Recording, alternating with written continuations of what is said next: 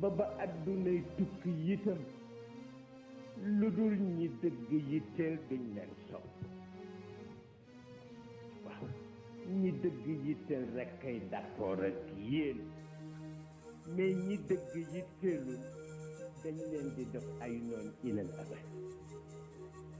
ngeen boole wàlle ko ci seen dem ngeen boole wàlle ci itam ni fekk ngeen ciy sax du ngeen torox waxuma ni du ngeen sonn waxuma ni du ngeen ñàkk dépense parce que bokkul ak torox waaw Sëriñ Cheikh nee na wolof xàmmeewu leen ba tax na gisuma